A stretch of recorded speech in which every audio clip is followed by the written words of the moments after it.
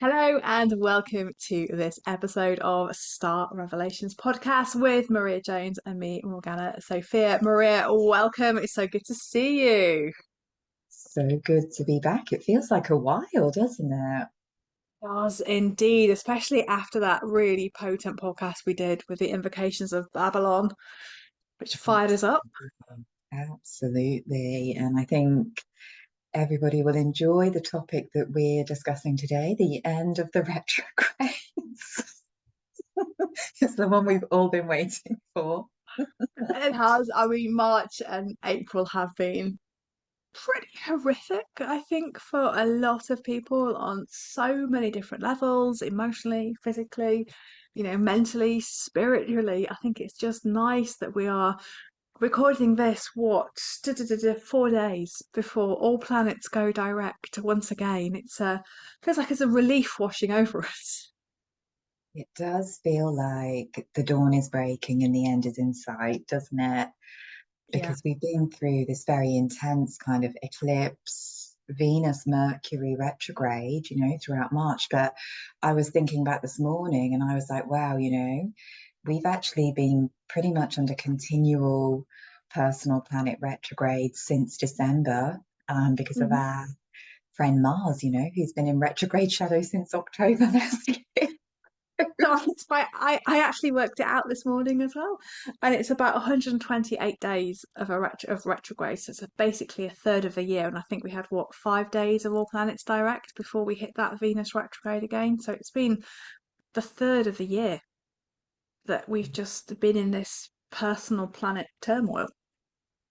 Absolutely. And as astrologers, I think we always look ahead, don't we? And we know that there are these periods where we, do have less forward progress and it's more about the internal work. But then when it comes in our day-to-day life, we live in a societal structure that doesn't really take retrogrades into consideration. um, it's an interesting energy to work with. And I think especially during Aries season and with the retrogrades partially taking place in Aries, because Aries is not a patient sign, as we know, both being Aries. Trying to suggest. So we are delighted today to be able to talk about the culmination of retrogrades and look ahead to one of the more positive transits of the year, aren't we? We're going to talk a little bit about Jupitera and Cancer today. Mm. But first, we can really look at this Venus direct and the Libra full moon, because again, you couldn't make this up. Venus going direct as the ruler of the moon, and what a Absolutely. moon And is. And if we look back, going back to our previous conversations we've had about cycles of Venus and Nanana, it actually comes on Palm Sunday, which is the start of Holy Week for Christians. So it's really interesting how she emerges just as part of the spiritual world goes into that dark period to be resurrected the following Sunday, which I find kind of divinely timed, really, if you ask me. Absolutely, because as we mentioned on our podcast about Inanna's descent, Inanna's story is the original resurrection myth, which all of the Piscean Age mythos is founded on. And in true Venus style, she's not going out quietly, is she? Because she's conjunct And with a bang. Saturnia and the North Node, all throughout, really up until the end of April. Mm. So her work is not done, because the work is never done with Saturn, hey? Never. Yeah, so two of us giggling away because our Saturn's in Scorpio. So, Yeah, and actually, last time we were just discussing, weren't we? Last time Saturn was conjunct the North Node, was in Scorpio. So this is, again, a very powerful alignment. It's a 12-year cycle, Saturn conjunct the North Node. And, we've got Venus in the mix this time, going direct. So we're coming to the end of this retrograde period, but we're doing it with a bit of a harsh reality check. because we know, we've been talking a lot about Saturn in Pisces, we've been talking a lot about Venus in Pisces, and this energy of illusion and delusion and fantasy. So when these two meet and the retrograde scales fall from the eyes, I think, this is an energy that gives us an opportunity to really reassess what is valuable and meaningful in our lives. And of course, boundaries. This for me has been the whole theme of this Venus retrograde in Aries through to Pisces. It's been very much about, boundaries. Where are we overgiving? Where are we disconnected from our own power? So Saturn comes along and she's a little bit like, you've got all of these karmic things to clear up now.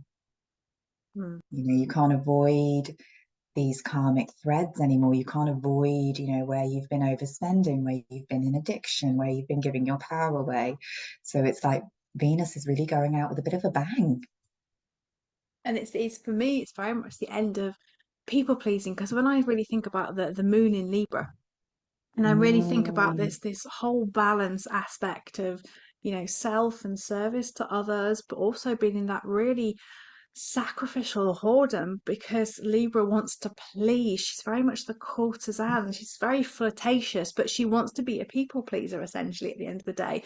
And for me, this full moon, thinking about these boundaries, she's really showing us. I mean, even now in my daily practice, what's out of balance in my life as we come towards this full moon, because it's really going to hit us. It's not just going to be a small tweak here, or change your diet, or have a bit of less screen time. It's going to be like a blooming boulder coming at us to say, oi, no, this is what's going to happen. It's the scales of justice are, the boulders on them, rather than being kind of, feathers and a bit of lead. It's really feels very, very turbulent if you haven't been doing the work. I think there's going to be a lot of people really surprised about what's going to be the accumulation of this full moon, because they've been hiding it under the carpet because they're too busy in their day-to-day life.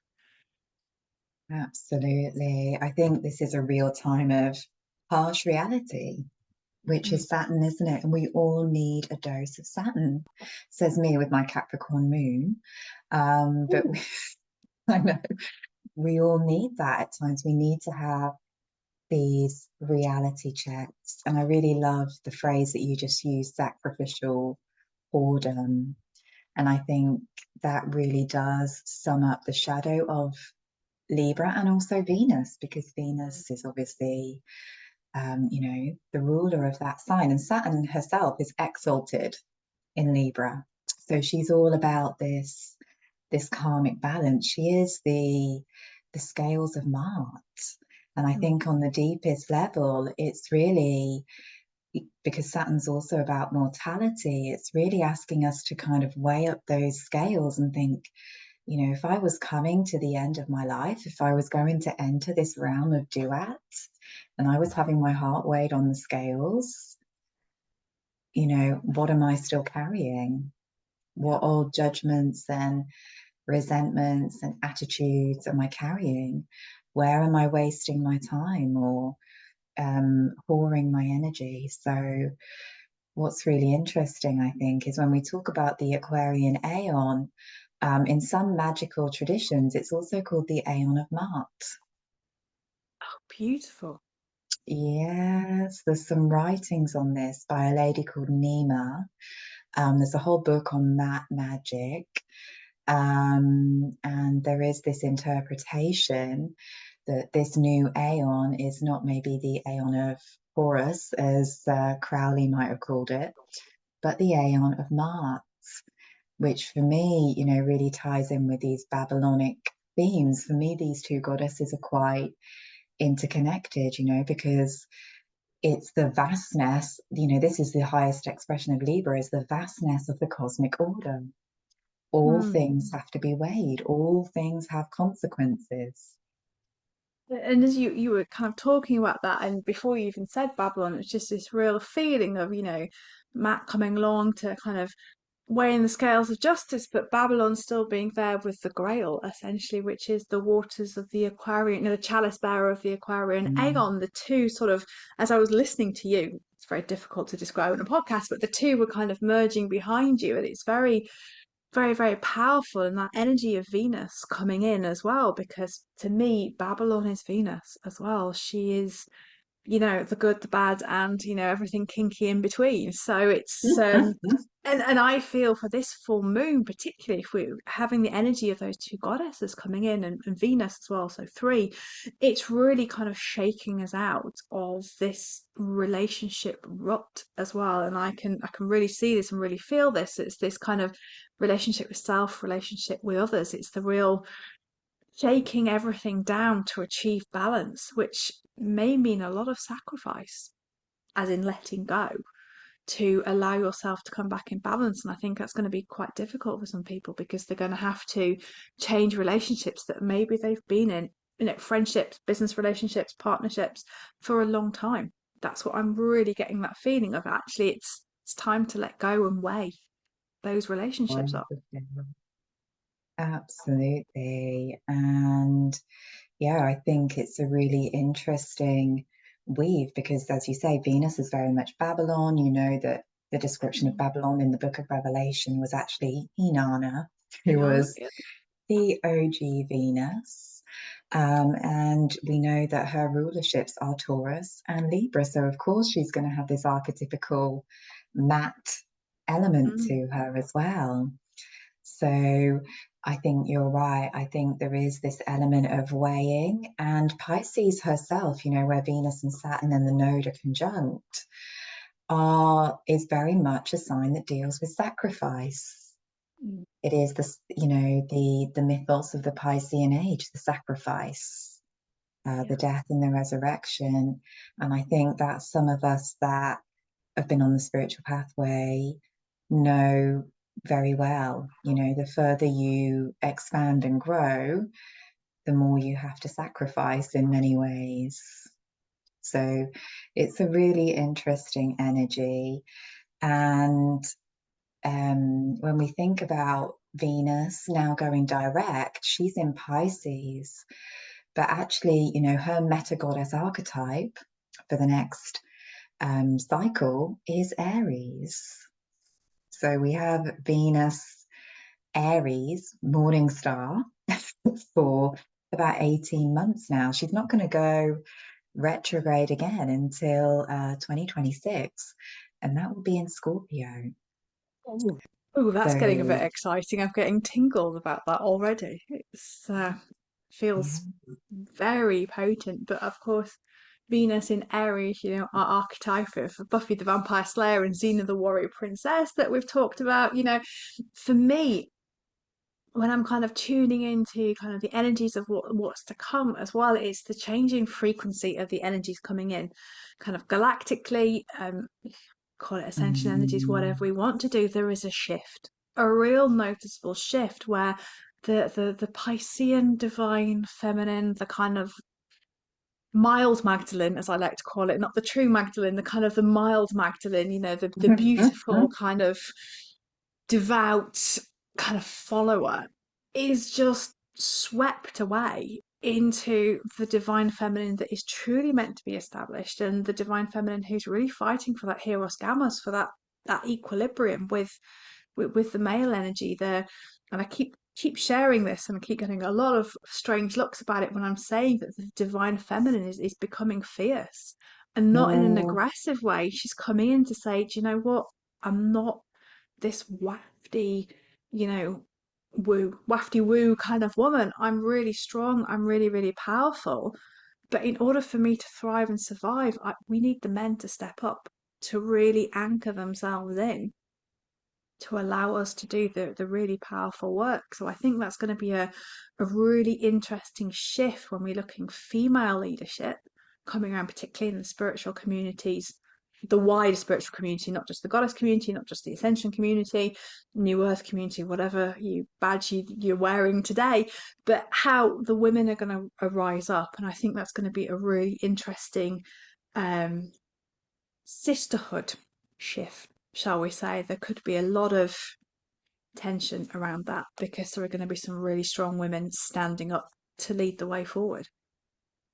Absolutely. I have been thinking of this Venus into Scorpio, Venus in Aries into Venus in Scorpio, meta goddess archetypes. And for me, it's like the time of the dragon mother. It's like we can't love the demons away. We um, cannot love the demons away. we have to stand up and we have to integrate them. And I think, this is the another one of the great gifts of Venus and Libra, isn't it? Because she holds up the mirror. The relationship holds up the mirror Yeah. for the self-integration work. And I think, as you pointed out before we started, this moon is also opposite to Chiron. We've got the Sun conjunct Chiron for this Mm. full moon. We've got a square to Mars, who's finally coming to the end of her time in Cancer. Praise be to the goddess. Um, that's been a long one. How do we get a planet to move faster? Uh, Poor Mars, poor Mars. She does like to whip ahead, doesn't she? But she's been really submerged. Mm. Um, and yeah, it feels like this moon is really this final activation point. It's like, what have you still been ignoring? What are you still projecting? What are you still being allowed to be projected onto you? Because that's always the tricky thing, I think, with those of us who are on the pathway and spiritually aware, isn't it? We tend to take everything in and do the transmutational work Yeah. without setting the boundary. So it's a very powerful full moon, and I think it's really interesting that Mars has been in Cancer for such a long time. It's almost like she's been preparing that section of the zodiac, preparing that section of the chart for Jupitera to come in. Indeed, it's kind of a. When I was in South Africa, when I was a teenager, we did a load of bush burning as part of a kind of wildlife management, Mm. and you had this brilliant sort of can of petrol with a flame at the end of it, and you kind of tore through it. And that's the vision I'm getting of Mars, is literally just going in and cleaning every single corner so Jupitera can kind of glide in, like, the kind of QE2, and do her work. It's really, really powerful. You can almost see Cancer on fire at the moment and kind of fighting against that with her waters. Absolutely. For me, it's really interesting. The image I always get with it, it's like a blazing sunset on the horizon over the sea, isn't it? It's that fire and water alchemical mix, which is so potent this year because of these transitions between Aries and Pisces. So it's what we would call fire of water in tarot, which Yeah. would be the Queen of Staffs in the tarot deck. So again, she's this very empowered, she's got her staff there, she's mature, but you don't cross her, she's a very significant totem, I think, this year. And we were just talking about Jupiter going into Cancer, and straight away she makes these squares to Saturnia and Neptune in Aries. So again, this is a really interesting cycle because it's a square, a first quarter square between Saturn and Jupiter. Saturn and Jupiter conjunction, the seed point was 2020. So it was the beginning of the So, COVID times, when we had that huge yeah. triple conjunction in Capricorn. So again, it's like a culmination, it's a check-in. But for me, Jupiter in Cancer is very much about home. It's Mm. about the motherland. We know actually Glastonbury herself in her birth chart is a Cancer. She has the sun in Cancer. So the literal motherland. So ancestry, family, maternal line, home, all of these things come into focus. And it's so interesting to think about Jupiter in Cancer being a astrological aspect of exaltation, because Cancer is a deeply feminine, nurturing sign. You know, she's the moon mother, she's the womb. And in traditional astrology, what do we see? Jupiter is Zeus. Indeed, Um, yes. So it's a very interesting paradox.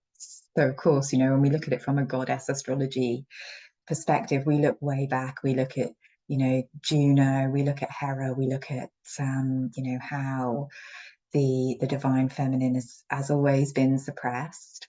But we can see echoes of a time when she might have been regarded as a feminine planet due to her Mm, exaltation in in Cancer. Cancer. Yeah. Yeah, and it feels as, you know, coming in and coming straight into that square, that defending of home and what is valuable to us, and you know, the homeland and the motherlands. And when I was looking at doing my historical research, as I always like to do, I picked out a Mm, couple of dates where Jupiter has been in Cancer and there's been a fight for home. So lots of themes with Jupitera being in Cancer. There's been some kind of slight technological innovations, but a lot of watery aspects as well. So in the 1950s, there were a lot of hurricanes around that time as well. So that's really that kind of water, wind and water. But for me, it's the water that really comes in a hurricane that does a huge amount of destruction. But if we kind of go back to June 2013 to July 2014, when that was the last time we experienced it. You know, thinking about fighting for homeland, we had the Egyptian uprising and we had the coup d'etat where they took out the president because people rebelled against it. So there's this theme of rebellion still kind of in the mm, background as well. If we go back to 1989, when she moved into it, 1989 saw the fall of the Berlin Wall, the end of communism. It saw a really bloody revolution in Romania where Romanians were claiming their homeland back for themselves. And if we go even further back, we've got 1954, where they had all the war in Vietnam. So there seems to be a lot of kind of war and destruction coming with Jupiter in Cancer as well. But the thing that really got me was 1942, so the UK would have been at the end. The Blitz would have finished. We would now been under threat of the V2 bombers. We were defending our homeland. But over on the continent, we then had the Russians defending Stalingrad, which was a hugely, oh, I'm going all cold now, a deeply unpleasant, long, drawn out siege of a city mm, where the Russians were holding on to their homeland. And while all this is happening, you know, in Amsterdam, Anne Frank is going into hiding in her attic, being given her diary for her birthday, having lost her homeland, and her only home becomes literally two rooms and an attic. And I thought that was just such an interesting kind of fighting for home, of not having home, of being homeless, and this kind of need to defend everything that's really, really, really dear to us, and not always with particularly pleasant consequences at the end either, which hopefully this time will be different. I think, you know, as humans, we are deeply connected to our land, to our tribes. Mm, That's what we, you know, are most biologically designed to protect, isn't it? And especially mothers protecting children. That's very yeah. Jupiter and Cancer, especially with the squares to Aries. So yeah, I really appreciated listening to all of that research because I don't hear it before we begin. Morgana does all of that amazing work for us. And as you were talking and just hearing about it being the end of the Blitz as well here in the Mm, UK, I was thinking I'm sure that Urania was in Gemini around this time as well. So we've got these two repeating aspects, cycles. because we haven't even mentioned the date of Jupiter going into Cancer, but that's the 9th of June, and then 7th of July is Urania in Gemini. So again, I was just thinking back to these themes of ancestry and Mm, lineage, and I was thinking, you know, this is the time that the magical Battle of Britain was also being fought to defend the homeland. This was when, you know, Dion Fortune was summoning Merlin and Arthur and all of the protective guardians of Albion to patrol and defend the shorelines here.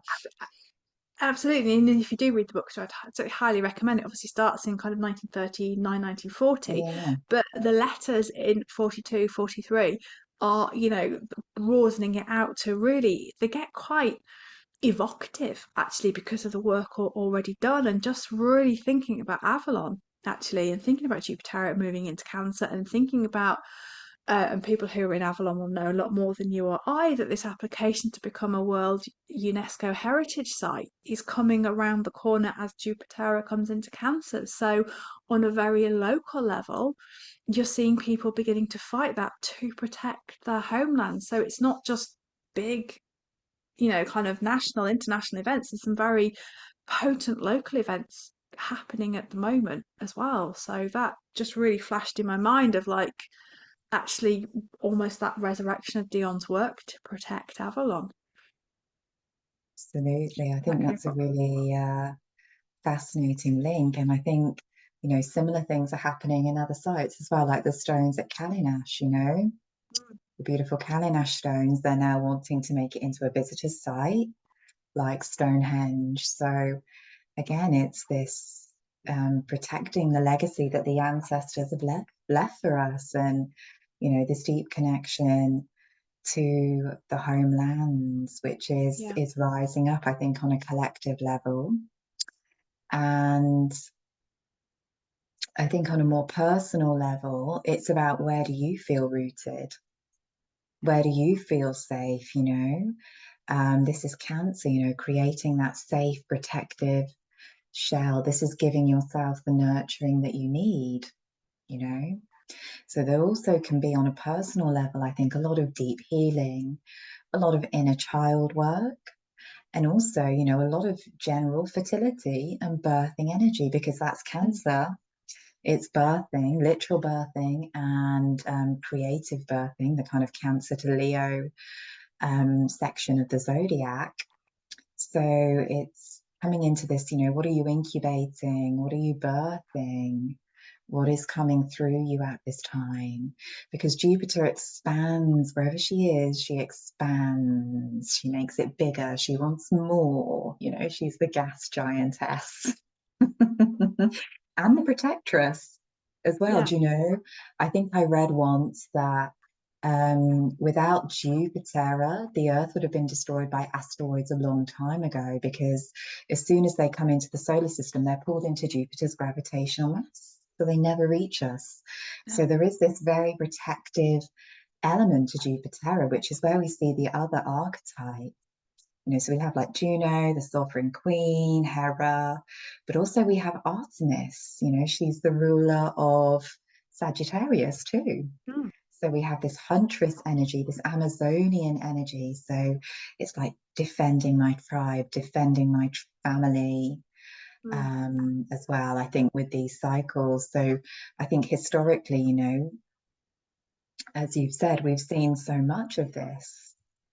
And this is a theme that's already very prevalent in the collective right Uh, now.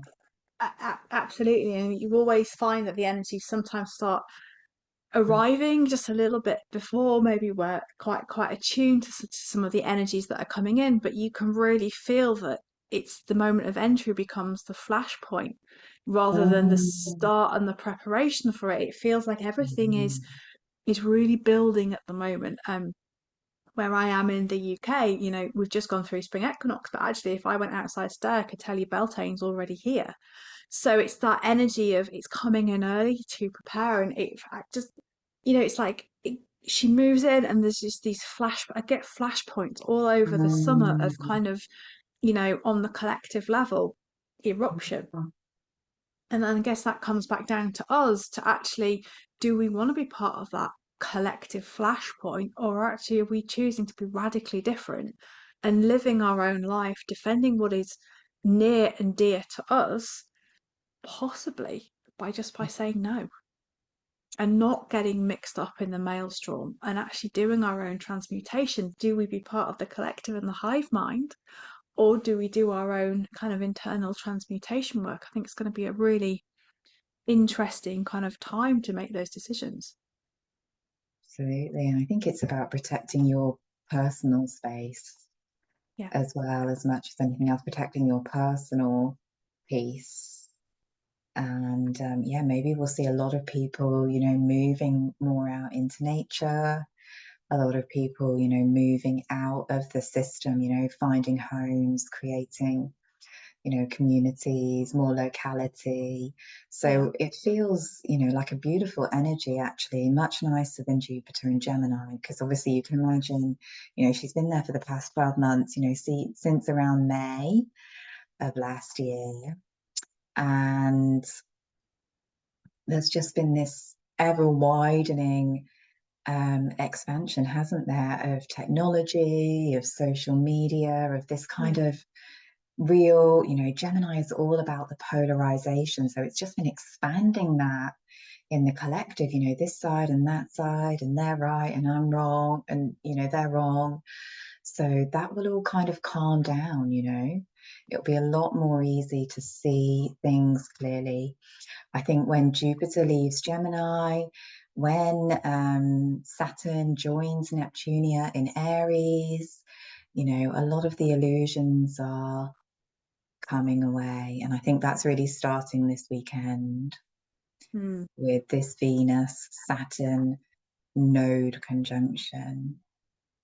And as you were saying that as well, it's this polarization, this war of words that has been going on for the last 12 Mm, months, which has really escalated into something which is a bit of a bear moth, really. It's just there's no neutrality, there's no what's the word I'm looking for, kind of observational judgment, there's no kind of being able to see both sides of the argument and come to a logical conclusion. It's very irrational energy, I found. Very, perfect if you've been writing, if you've been kind of creating your kind of your own personal kind of words, but it's just this whipped up frenzy, this expansion of dirty communication, actually, more than anything else. And I think, yeah, it'd be nice to just kind of slip into that place of a little bit more tranquility, of really understanding that words are weapons. Oh, we've got to be so careful what we're saying at the moment, because the we joke about instant manifestation, don't we? But actually at the moment,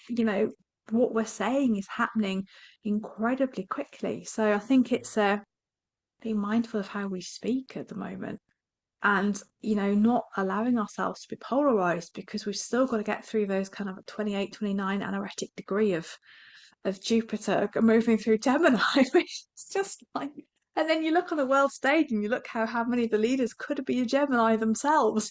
It's like, oh, absolutely. I think, yeah, Geminis are very prominent in the collective. Obviously, we have Mr. Trump, who's also got Mars in Leo on the ascendant. Mars is soon returning to Leo. mm, I think it's the 18th of April. I wrote the date down and then I've lost it, but it's somewhere in April, which is very exciting. Also, we've got obviously Russell Brand in the news cycle, also a Gemini, Kendrick Lamar, Kanye, they're all Geminis. Gemini, but Boris Johnson hasn't made it in recently. He's a Gemini too, so. Yeah, I think, But yeah, thank heavens for small mercies. But yeah, you will find a lot of people on the political stage are Geminis because they're very good at switching things up. mm, They're very good at making you question your reality. And, they keep you on your toes because they'll say one thing, they'll do another. And they'll yes, say one thing and they'll do another. So they make great politicians, as do Libras. Interestingly enough, you'll see a lot of Libras and Scorpios in the interesting. political sphere as well. Libra being the sign of justice, but also a sign that is very charming. Mm. So a lot of Libras have a combination. A lot of politicians have a combination of Libra and Scorpio in their chart, I've noticed. Um, so that's always Balanced, something to watch out for. charming with a sting in the tail. Absolutely. So this is where we see, all signs have their higher and lower Mm, manifestations. So Gemini, Jupiter in Gemini ideally would be teaching us to hold the tension of the opposite, to reconcile opposites. That's mm, Gemini, Mercury, Hermes, that's one of the magical principles of the universe, right? But we live in a society where very few people are skilled at doing that. Hence the chaos that comes with Jupiter in Gemini. So it all depends, like we've been saying so much with this Aquarian Aeon of Ma'at, whatever we're calling it, how these transits manifest depend very much on the evolutionary trajectory of the collective. Mm. So it depends where we're at collectively as to how we react to and embody these transits. So at the moment, I think there's a bit of work to do. A little bit. And I think it's right. And having this knowledge is, forewarned, is forearmed. We're able to kind of ride with the transit. We can see the highest and the lowest expressions. But that necessarily doesn't always get translated. And often people are very encouraged, in particular communities, to just maintain the highest expression. And what I mean by that is to live in the illusion and the delusion that everything is beautiful and wonderful, that everything happens for a reason, that, there's no anger, there's no need to get involved. But actually, that's now becoming to the detriment. So that's great. Okay, great if you're living it like that. But that's now becoming to the detriment of us all because, again, it's shoving the shadow in a box. Again, it's, not allowing us to have the full expression of human life. And we have to understand the duality, the shadow and the light, to choose to live at the highest expression, but to know that every day we can't be perfect and we will fall into the lowest expression at times, and to reconcile that with ourselves. I think that for me is going to be one of the big delusions and illusions that is going to have to slip from some of the teachings that are going on at the moment. Absolutely. I think this is where religion and spirituality have really, taken on that shadow Pisces base. So I think with Neptunia now in Aries, like you said, there is this element where we're feeling a bit more empowered. We're feeling a bit more able to, stand in our truth. And I think the ultimate idea with the Babylonic frequency is, that everything is poured into the Grail. Mm. Everything is poured into the Grail of Aquarius. So, of course, on a physical, mundane level, there are things that we can quite clearly see are perhaps right or wrong. But on the inner level, on the energetic level, when we try and suppress the bad feelings or the bad emotions or the anger, to use an Aries thing, or irritation, that's when they're actually really in control of us. Yeah, because they're then in the subconscious and they're running the show.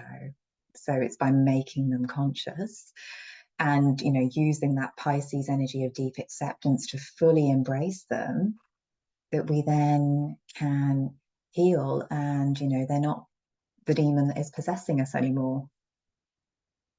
Yeah. And that is not for the faint-hearted to do that work as well. It's not because we've been taught to be afraid of the dark. We've been taught to be afraid of Plutonia, of Scorpio, Yeah. and actually there's so much richness down there. The underworld in ancient times, to our ancestors, it was the womb, it was the Cancer energy. It Yeah. wasn't a scary place to be avoided. Mm. And it's whether that filters through for me into some of the communities that are, the love, the light, the fluff. They're going to have to understand that actually their progress will be still stunted until they can truly accept the dark. And that's, for me, is kind of the side popcorn show that I'm enjoying at the moment. Yeah, I think under these energies, particularly this Saturn in Pisces, these kind of delusions can't continue. So they will just create suffering. So again, suffering is something that needs to be alchemized and accepted because we all suffer in the human experience. We all have periods of suffering and grief and loss. That's Saturn in Pisces. That's the letting go. And that's okay. Because without that, there is no Aries, there is no resurrection, there is no rebirth. So we can't just bypass the natural cycles here on Earth, and that's what, again, coming back to the ancestors with Jupiter and Cancer, that's what they understood because they lived in such close communion with the Earth and the seasons and the stars. And that is something we have, lost touch with in this technological Gemini kind of energy. And also Uranus going through Taurus as well. Mm. So I think, yeah. Yeah, and I think it is about returning to cyclical living, of being a sacred rebel, for want of a better phrase and saying, of actually living your life in accordance to the natural rhythms and cycle of your body, the cycle of the earth, and actually, using the technology when it's going to support you, not using it to be the support, if that makes sense. It's almost an act of sacred rebellion, and it's almost as if we get Jupiter into Cancer and the ancestors will be speaking more. I really get that kind of feeling that they'll be talking to us more, but we have to be prepared to listen. And to listen, we have to let go of modern day living and just be able to be on the land. Absolutely. I think, that is the most potent healing, isn't it, Mm. for us during this time. And technology and, these kind of online social media wars are a great distraction. They're a great way to distract yourself from your purpose. They're a great way to distract yourself from your own power.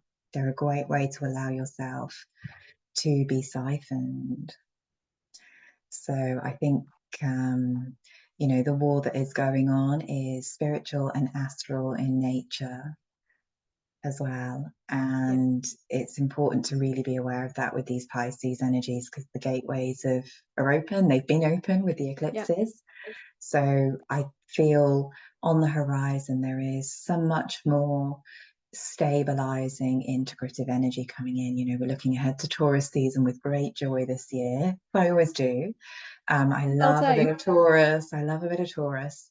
But this year in particular, It's been tough. It's been tough it's been really, really tough for us all. And the Aries season when you and I are flying, it's just been particularly treacly. So I'm officially starting my new year. 2025 starts at the new moon in Taurus for me. I think that's feels like the year really kind of begins to birth itself.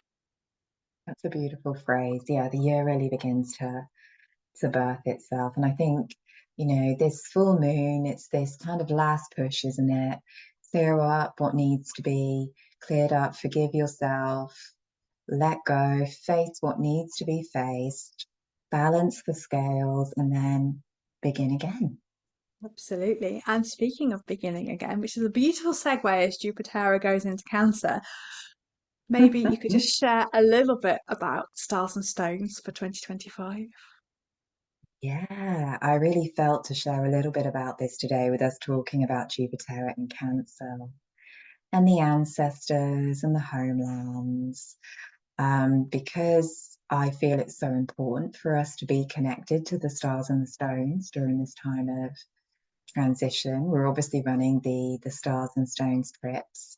And the first one this year takes place just after Jupiter goes into Cancer, and also during Cancer season, of course, all of the Cancer energies, because Cornwall and the stone circles in Cornwall are aligned with the moon. Mm. They're aligned with the sign of Cancer and the moon mother energies.